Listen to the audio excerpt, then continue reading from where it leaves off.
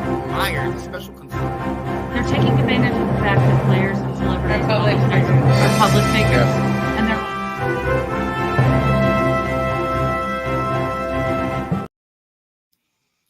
Welcome to Let's Talk Football Breaking News. I'm Sean Spencer.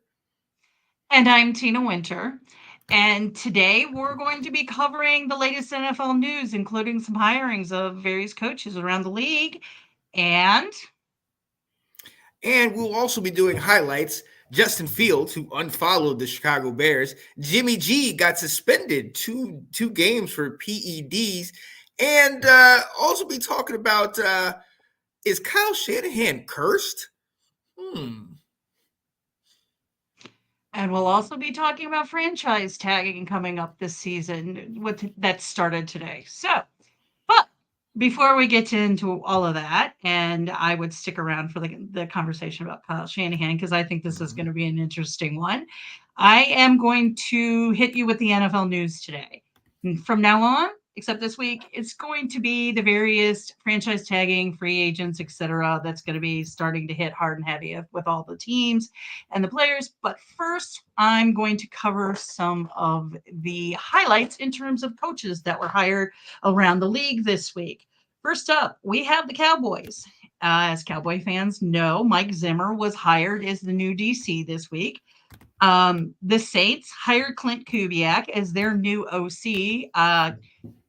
I will tell you, Nicole, I think you're going to enjoy him. I liked him when he was at Denver, and I love his dad. So the Chiefs, DC Spags, got a contract extension this week. The Broncos, Saints and Broncos are just switching things back and forth all the time. They hired Pete Carmichael, who's going to be behind Lombardi as the senior offensive assistant. I have a feeling Carmichael's going to be making a lot of those calls on that one. And then there is the Commanders, who had a couple of big pickups this week. One was John Pagano, and the other one was the ex-assistant head coach for the Niners, Anthony Lynn, who became the Commanders running back coach and run game coordinator. There was also a bunch of other coaches in positions that were filled up this week by a lot of other teams, but honestly, it's too long, and I'm not going into those. It's like as long as my arm. Like we're talking about special assistants. It's just going to get longer. Like that. Yeah. Right. I don't really care. So, but on that, so Sean, why don't we talk about some Fields information? Oh, absolutely. Let's touch on some highlights really quickly. And listen, Tina, Justin Fields has unfollowed the Bears. And this begs the question, is he out in Chicago?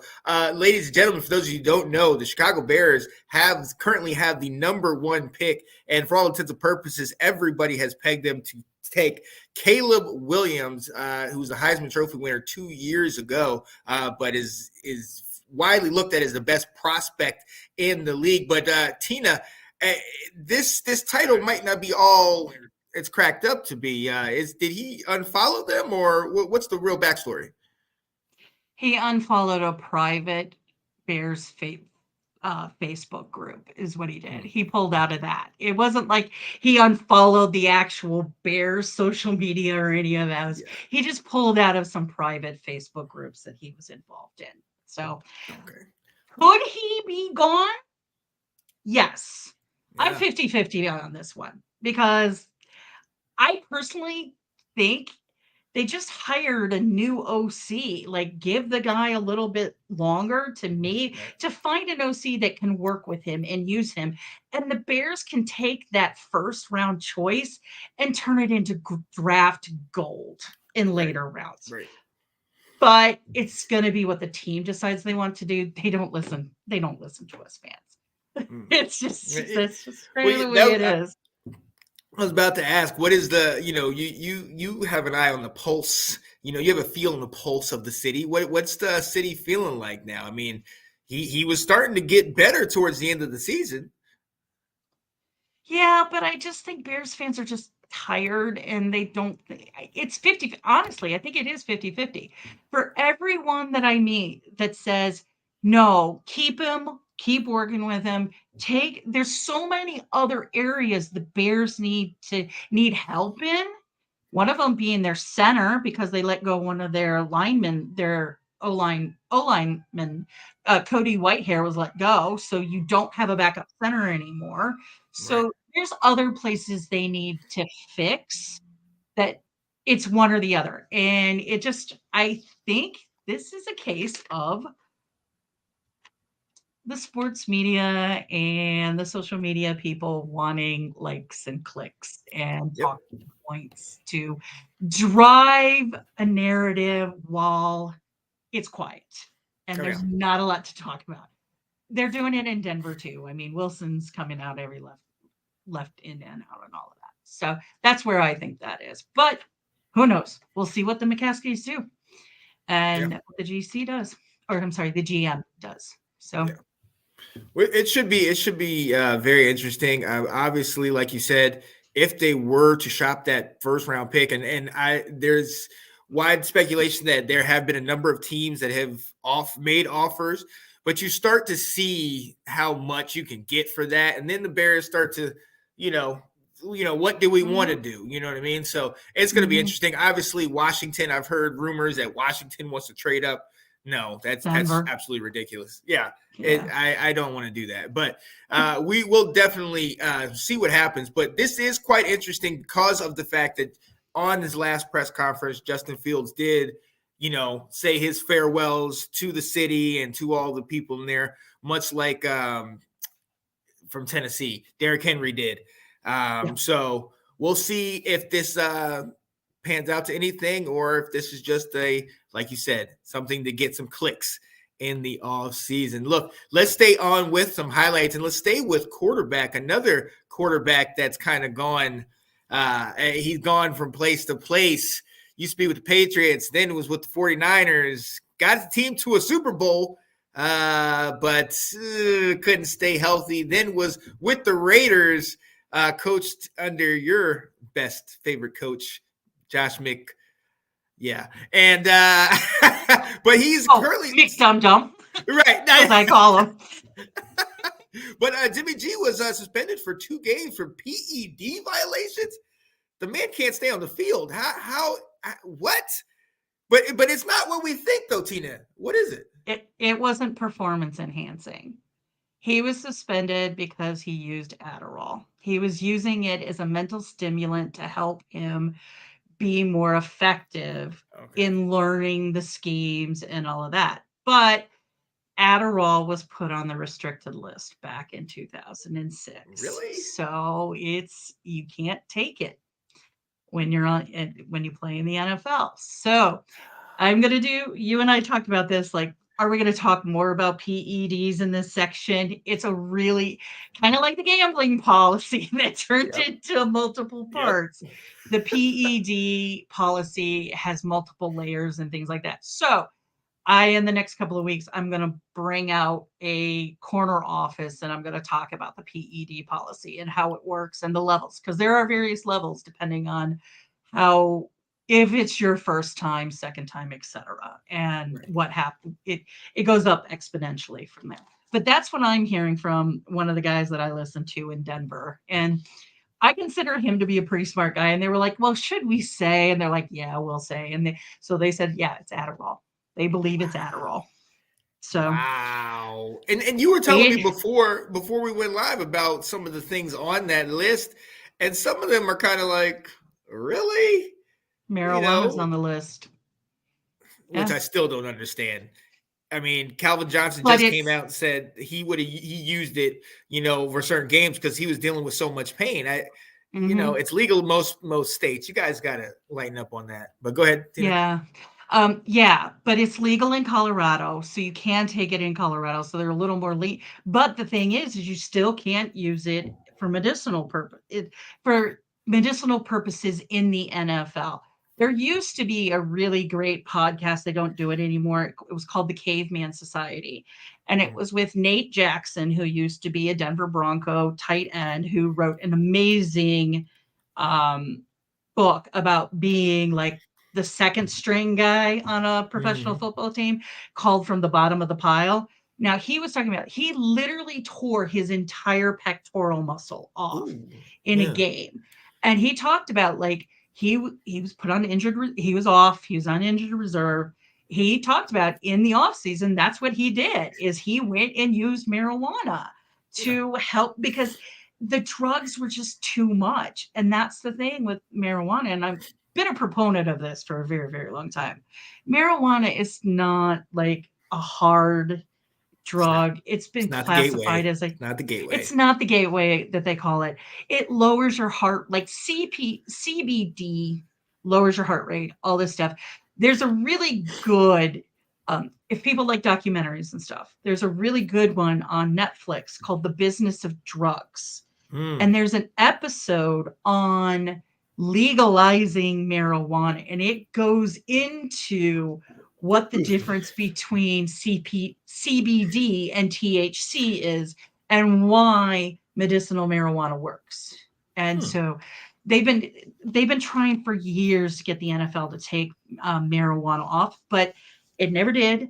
So the guys just had to sneak around and do it and make sure that they quit smoking it in time for, because you know that that piss test is gonna come. Yep. Yep. So Yeah, it's yeah, always around the corner. That's yep, craziness.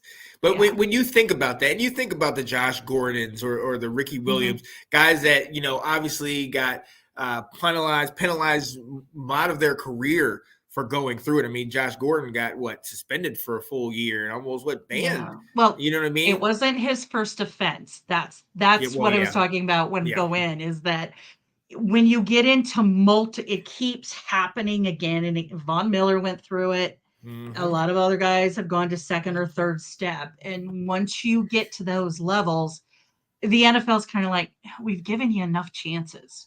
At this point, you're just going to pay the price. Right. I Right. just, like you, I don't know that I think that marijuana is where that price should be paid. So, but the Right. NFL's not good. It's still federally illegal. That is Oh, the reason yes. why the Yes. NFL has not taken it off of its restricted list, is And because federally they can still get in trouble. So, right. And as of today, like you said, it is still on that federally restricted list. So you have to go along with the rules and the laws of said organization that you're with. mm-hmm, yep, So that's what it is. yep, But look, Tina, I'm gonna bring it back to you because hey, look, both of these guys we know are quarterbacks, but like we said, Justin Fields, they're potentially shopping him. We don't know if we're going to keep him. Jimmy G, we've seen he's bounced from team to team. Today has started franchise tag day, Tina, and there are a number of guys we're going to talk about. But Tina, if you don't mind, explain the nuances of the franchise tag, because it's not just as simple as we're to put a tag on you and we're done with it. Explain the different kind of pieces to this. yeah. Okay, so first I'm going to go through some dates. First of which is franchise tag did the ability for a team to franchise tag a player started today, and that runs through March 5th. So up through March 5th, they can tag the people they want to tag. Starting March 11th through the 13th, they have what is called, it's the legal tampering, that you can talk to any unrestricted free agents you want and sign Hmm. contracts with them. So the 11th through the 13th, if there's any free agents that have been talking to people, because we all know they do it, Oh it's yeah. just not Oh yeah. legal. That's when you're going to see that go hot and heavy. And then free agency opens on the 13th of March. And that's the point at which anyone can talk to anyone. All right. Now, there's different levels of franchise tagging. Hmm. So there's exclusive, non exclusive, and transitional. Exclusive means you're done. That's the highest level you can get. You are guaranteed a 1 year contract, and that contract will be the average of the top 5 people in your position in the league, or 120% of your previous year's salary, the greater of. So if you exclusive tag them, you either have to pay them the top 5 average for the position, or 120% of what they received the year before, plus any other guarantees that you incentives or anything you want to add into the contract. So that's that part. Non-exclusive runs the same way, that it's a 1 year average of the top 5, but or 120% of your previous salary, but it's not the greater. It can be one or the other. It doesn't have to be. And as you know, with non-exclusives, that also means that you can go out and test the market a little bit. And they have the team that puts the non-exclusive tag on you has the right to meet any contract you should happen to have. Okay? And then transitional.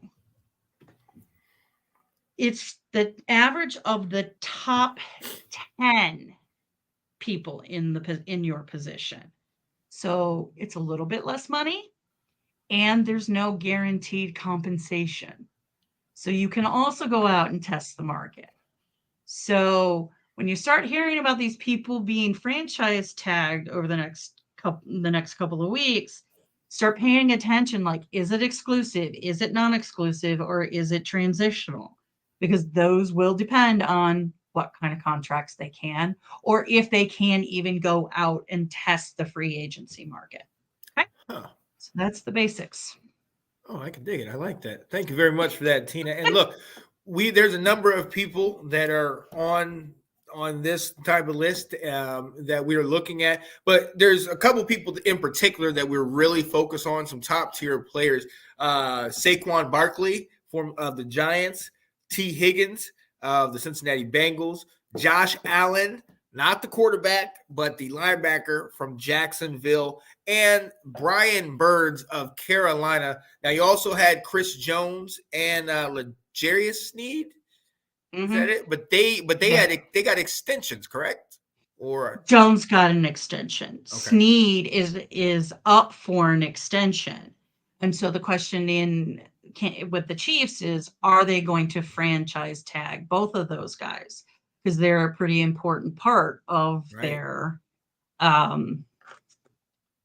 defense. So I think they are going to get franchise tagged. Yeah. Whether they'll get the exclusive, I'm not sure. Because, I mean, both of them are still, I think they're under 5 years in the league, so they're still kind of under their rookie contracts. So I think they'll be given the ability to, I mean, unless they really don't want to lose Chris Jones, which in my opinion, I think they should exclusive tag Chris Jones, because he's the reason why that defense was able to do what it did in the second half of that game. It's Sneed and McDuffie were the tandem from secondary. In that secondary. Oh yeah. They were legit. And that's why, and you saw, especially towards the end of the season, how well Sneed played and how they shut down teams towards the end of that season. So I definitely think Sneed will get tagged. But even with Chris Jones, I mean, honestly, in my opinion, you got to pay the man, because even this year there was some talk before the season about him getting paid and him, taking time out, not coming immediately to camp and whatnot. So this is something I believe you have to do. I think they're going to tag him, but in my opinion, I understand you're paying your quarterback an arm and a leg and a foot and your friend's kidney and everything, but you're going to have to find some money for Chris Jones, because like you said, Tina, that defense ran through him. And when that defense was struggling, when they were down, 10-3, and you know what I mean? He was the one that got everybody together and was that leader. And there was a great moment at the end of the game where Chris Jones is laying on his back and you see old Andy Reid about near fall over on top of him and talking about, you happy? Are you good? So yeah, I honestly think, we look at the Chiefs and we're always like, they lose Tyreek Hill, they lose Eric Bieniemy and their coaches, but they still keep winning, and it's like, is it just Patrick Mahomes, Andy Reid? No, I think it's the other little pieces, the Kelce's, the Chris Jones, the certain core members, Pacheco, and how he's definitely blossomed over the last couple of years. So I think you keep your core guys in there, and we very well could be talking about a three-peat, next year. So it's the beginning of a dynasty. It is. That's just there's I'm no other way sorry. to I'm say it. sorry. You have a I know. first-hand shot. I had it in the '90s, so I understand. But look, hey, let's move on to another name. Matter of fact, speaking of the NFC East, let's talk to Saquon Barkley. Obviously, last year there was a lot of talk. They ended up paying Daniel Jones and then tagged Barkley last year, if I'm not mistaken.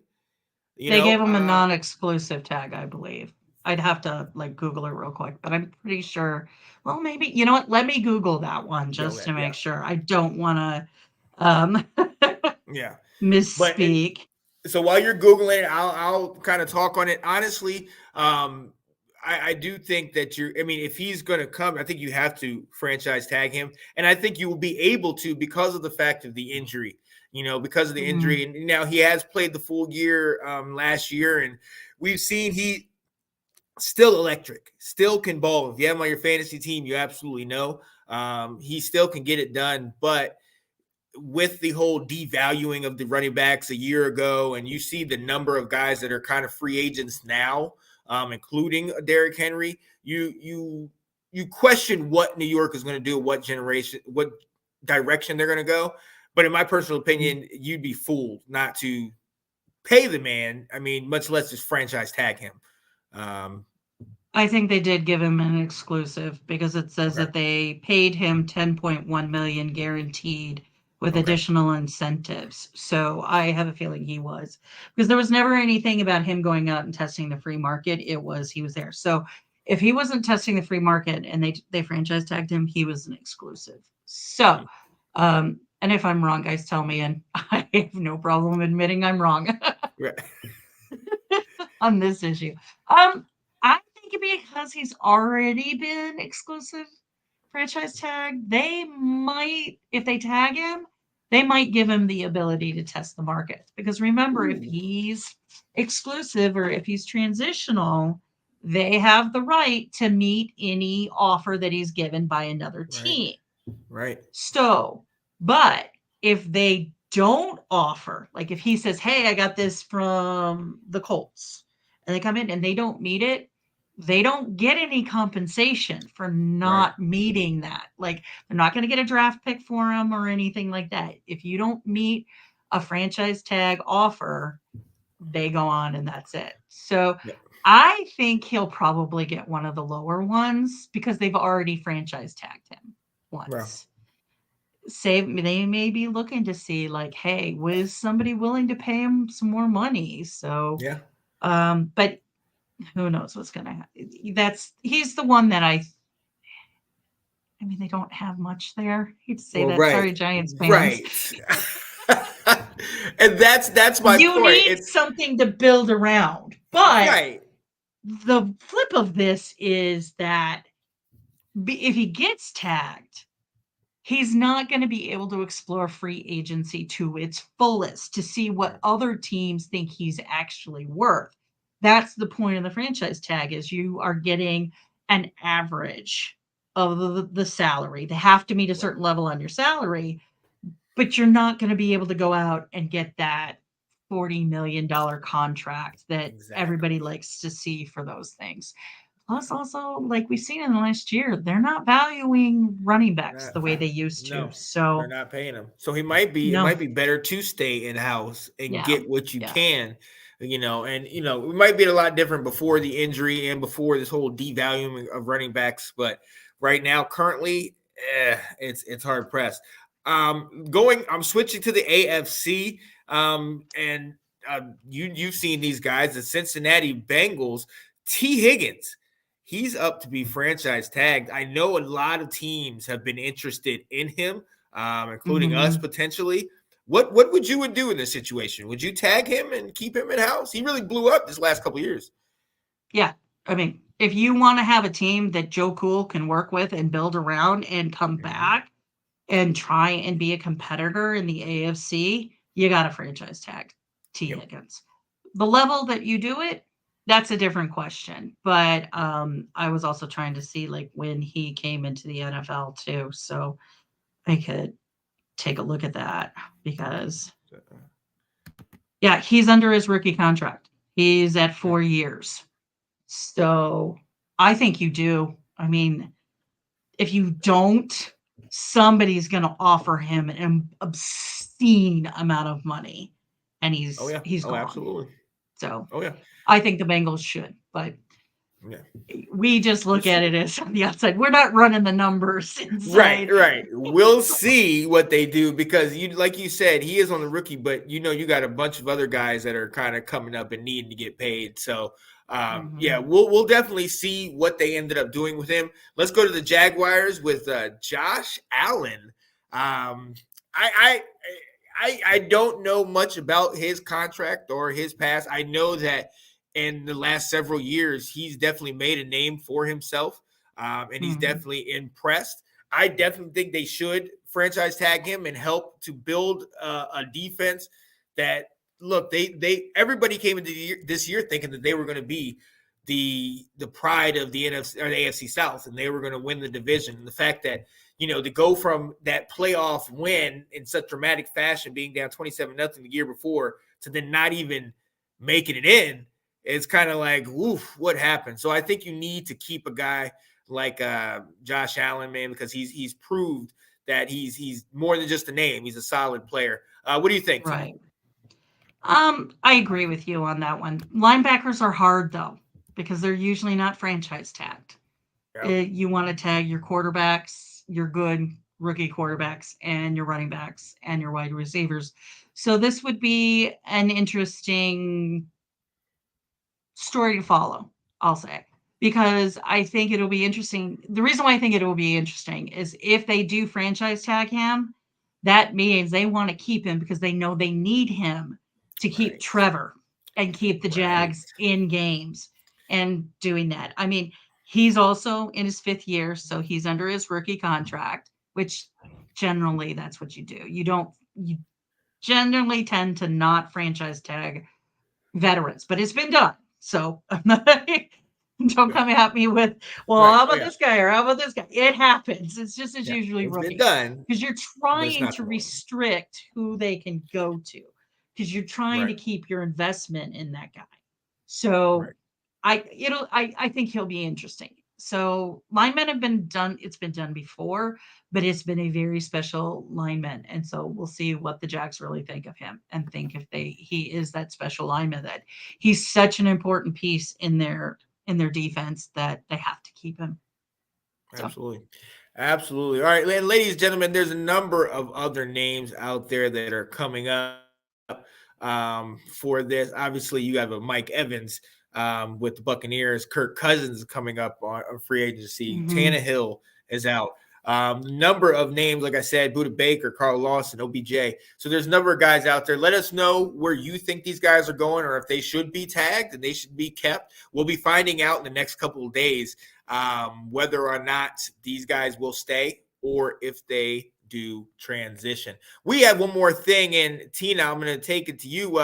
What's one more thing we have left? Oh, we're going to talk about Kyle Shanahan. Is he a Mm-hmm. genius? Is he cursed? Will he win a Super Bowl? All those things. So, all right. I know how I feel on this subject matter, but I'm going to let you start Look because you at play him the twice a year. right, and I've had him. I mean, I've had Yeah, father and I've had son. So, like, at the end of the day, we can't question the pedigree. We know what the right. father has done, and we know the kind of genius that the son is. He's been able to win in a lot of different places. He didn't win with us, but I guess he got the genius after he left us. Maybe we gave him the genius. Who knows? But it's proven what he's able to do. It's easy to look at all of the shortcomings. Obviously, 28-3. Everybody looks at the second half of that game, and then San Francisco. This is their third straight NFC Championship. In the last 2 years, they gave up double-digit leads. In the last two Super Bowls, they gave up double-digit leads. And at the end of the day, you kind of say, well, what's the common denominator? And you have to say it's Kyle Shanahan. So for however great he has been in being able to assemble the staff and bringing everybody in and have these new ingenious ways of doing things and not having to have a number one draft pick at quarterback, I mean, that alone, we have to give him his flowers. He's amazing. However, Tina, and you've seen it firsthand, he just there's something about just getting over, and he can get to the halftime in the Super Bowl and be up. He can get to the fourth quarter, but there's something like this. He just can't get over the hump, and I don't know what it is. Is he cursed? To me, I'm not superstitious, but I'm a little stitious. So he a little something. There's something going on there. He might need to bring his little rabbit foot or his clover or something, because something's going on. What you think, Tina? Two things. One, 28-3. Isn't there another side of the ball that should be stopping the offense from being able to score 25 points in the second half? Very So true. at least the Atlanta game, as rough as that game was for me to watch, because it was the Patriots, and that just kind of kills my soul too. It wasn't Kyle. Yes, they should have scored more. Yes, there should have been some adjustments, but the defense had to also win that game too. You can't just go up 28-3 and skate and think you're going to win. But two, and this is the thing that when people start talking about some of this stuff, this is what I kind of look at. But I'm going to go through some stats because you brought it up. Okay. He's 64 to 51 in regular season games. He's 8-3 in the postseason, and those three losses were to teams who won the Super Bowl. Ooh, okay. He's had 3 division titles, and he's had a top 5 offensive yards in the past 4 years. He's hitting every mark, and I'm going somewhere with this. I promise everybody out there. Okay. So, and this is only in his 7 seasons with the 49ers. This isn't even including anything that he did with any of the other teams that he was at. Okay. So, all that's happening. What's the common denominator between him and Andy Reid? Andy Reid lost the Super Bowl in 2001, 2, 3, 4, and 5 when he was with the Eagles. The championship? Either one. Yeah. And then he leaves the Eagles and he goes to the Chiefs. Yeah. Everybody talks about what an offensive genius, what a head coach genius he is. I'm not saying that Kyle Shanahan needs to leave the Niners. I don't think he should leave the Niners. Yeah. But he's young, like Andy Reid was younger in those years. So he went from 2004 and he didn't win a Super Bowl until 2019. That's 15 years later. Oh, yeah. Like, I think people are putting too much emphasis on the Super Bowl, is what I think, because there's another analogy here. Who would you consider to be one of the best quarterbacks who never won a Super Bowl? Dan Marino. Bingo. Oh, yeah. Do we just say is the Super Bowl isn't the one statistic that decides whether a quarterback is good or not? Now, yes, he's behind Montana and Brady and John Elway and those guys kind of and Patrick Mahomes and those guys, because he didn't win Super Bowls, but he was dominant. That Miami Dolphins team was so dominant. So if you're not going to take away the shine on Dan Marino's career, why are you taking away from everything that Kyle Shanahan has done? Very true. Very true. Yeah. And you and I talked about this too. I mean, the list of coaches who never won a Super Bowl. Right. Chuck Knox, Dennis Green, John Fox, Jim Mora, Bud Grant, Dan Reeves, which that one cracks me up because he went to 3 Super Bowls with Denver. He goes to the Falcons and Denver beats him. Yeah. Jeff Fisher. by his old quarterback. Yeah.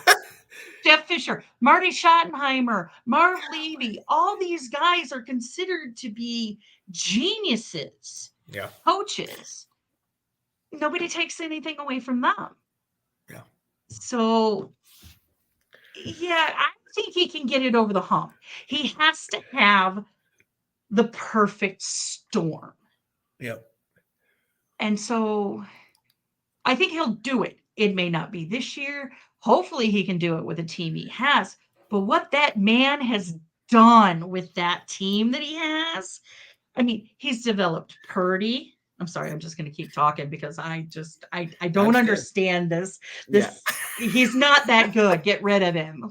Right. What? Yeah. Um, Right. Right. and yes, I am a Shanahan lover, guys. I admit that. I love my Maybe. Really. Shanahan. I Really. No. love my Shannies and I love my McCaffreys.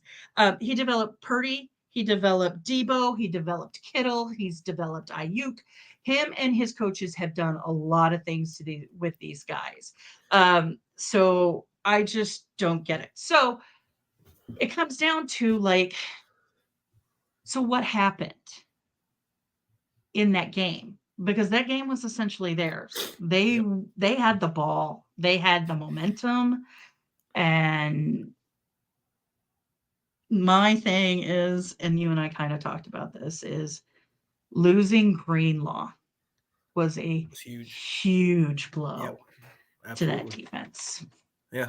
No. Absolutely. And at the end of the day, and you've seen this firsthand as well. Patrick Mahomes is the GOAT. Like Yeah. he has not You been. Yeah. cannot give him a millimeter. You Yep. give him a millimeter, he's going to run the mile. That's just the way it Yeah. is. So I think And between Greenlaw, the bad kick, the fumble on mhm. the The kick return return, or the punt return. and Yeah. the offensive penalties. Yeah. That's just, you can't give Mahomes. That's just too much to give Mahomes in terms of what he can do because they had him on the ropes in the first half. He They did did. not look the same. Like he even did one of his, I call them Kermit tosses, where he like kind of does the weird, like it just comes Off the out and side. like Yeah. some guy catches it and it didn't go his way. And you could see him like, why? Frustrated. No, Exactly. frustration. Yeah. Um, so I mean, the offensive line was meh. They didn't Yeah. make it. There's things there, and I just again I think it's time they just he needs to find the right people, the right time. Their offensive line is not that good besides Trent Williams. Yeah. So And it and he didn't look great in the Super Bowl. He had oh some he was moments where jumping the like a Chiefs were cat on a hot tin right. roof. So Yeah, and that's the thing. And you add that in. We talked to Greenlaw, but let's be very honest. CMC, Debo, those guys did not come into this game 100%. Debo was grabbing his hammy the whole time. CMC was hurt towards the end of the year, and they weren't healthy at the right time. And I know people will say, "Oh, well, the Chiefs weren't 100% healthy either." But they were this team healthier. runs right, and this team runs through Debo and CMC. We saw when those two guys were out earlier in the year, they lost 3 straight. So, Mm, there was different pieces, but like you said, everything has to be absolutely perfect and it just has to kind of all fall into place. But to your point, I mean, when you look at the 3 Super Bowl losses, if you want to go there, sometimes it's about a measure of who you lost to. One of the reasons why mhm, Dan Marino still gets acknowledged the way he does. I mean, outside of the fact that he has some of the best stats to this day mhm. from a Yeah. quarterback, was who he lost to. He lost to Joe Montana in the second year. You know what I mean? In an emerging offense with Bill Walsh and all that stuff in '84. So, between that losing to those things, and then also losing to Brady with Shanahan, losing to Brady, losing to Mahomes twice,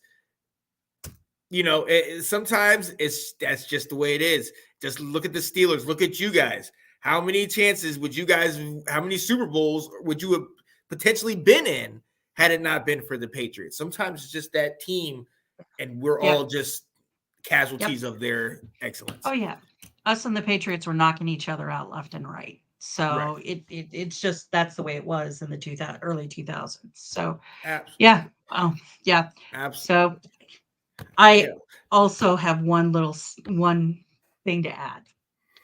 you know how everybody's like, oh, they need to run more. Oh, he needs to pass more all the time. They had 33 series in the game. 16 were rushes. They completed 56.2% of those conversions. Hmm. They had 17 passes. They completed 82.4% of those conversions. That shows you how good that Chiefs run Yep. defense really was. Now, the thing that nailed the game was in overtime on the 2nd and 4 when CMC got stuffed at the line and got Mm-hmm. pushed back. Then they did a pass on the 3rd and 4. Chris Jones was allowed to go through unblocked. Yep. Yep. And That's then it. That's just they still got now was that the beginning of the drive? Because I remember at one point in the beginning of the drive, they had a 3 and out. And then they got the penalty, the holding penalty on the right. defense that even Yep. allowed their Yeah. offense to go. I mean, look, Yep. like you said, there's a number of different parts in that game Right. that definitely contributed to it. And then and at the end of the day, you gave Patrick Mahomes time. I mean, we saw when it was a minute 53 left in the game. Are you kidding me? You know, I'm not going to do that. Yeah. There's 3 people I won't do that with. That's Tom Brady, Joe Montana, and now Patrick Mahomes. And then we've seen exactly. Yeah. And great point by Sydney. Losing to the top 2 quarterbacks of all time potentially just is what it is. Yeah. Sometimes that's just how it's going to be. That's how it's going to be. Well, look, it's ladies the and straw gentlemen. you drew. Right. Ladies and gentlemen, we appreciate you being here. Let's talk football breaking news. Where we're gonna help you cover some of the coach hirings, firings, the free agency, the franchise tag, and coming into the draft. But also, we're gonna be working with Tina as she does her stories on PEDs, the gambling, different substance abuse things, and different little stories within the game, and giving us a little. Well, actually, Tina, you can tell them what you're going to be giving us. I'm gonna, as Sean said, I am gonna be doing my own little corner office episodes, and I'm probably gonna break down the PED policy so people can kind of understand it. Like I also did when we were talking about some of the unnecessary roughness calls, some of that stuff, and also the gambling policies. But I'm also going to cover, because I'm going back to one of my stories. I am going to go in and look because I think it was in January. The Owners Association Owners Committee had their yearly meeting. So we'll get to see if Tom Brady is actually going to be buying into the Raiders or not. Because that hadn't been approved before the end of the year. I am going back to that story. And I am also going to cover the Jacksonville Jaguars and their lovely mid-level accountant who sold almost $20 million of their funds. Yeah. So that's now he's now in a criminal trial. So more stuff of that is going to be coming out. So I'm going to be having some corner office things. So we can kind of get into the little nitty gritty, like legal or more technical stuff, but also those kinds of stories like Tom Brady owning a team and the Jaguars. Yeah. Yeah. Having exactly. 20 million embezzled. Oh, and the best part of that whole story is, and I'll get into it, is that they are asking FanDuel to give them their money back. Wow. Yeah. Ooh, okay. That's where we're at right now. Okay. Oh, okay. Okay, bro. Oh, yeah, and who this, I don't know who the Facebook user is, but exactly. Yeah. See, I've never been a huge Jimmy G fan, so this story just cracked me up in so many ways. Like to see where this came, how this has evolved. Yeah. Yeah. The fact that he lost his job and he was taking Adderall to help him do his job better. That didn't help. That didn't help. It did not. Yep. Look, ladies and gentlemen, we're going to let you guys go. This has been the inaugural episode of Let's Talk Football Breaking News, but we will be back with you as this off season goes by. So I am Sean Spencer. And I am Tina Winter. And we shall see you guys next time. So stay tuned for all the good news and enjoy your night. Washington had no hesitation in this offseason. They hired Bob Myers, the special consultant. They're taking advantage of the fact that players and celebrities Are public are public figures. Yeah.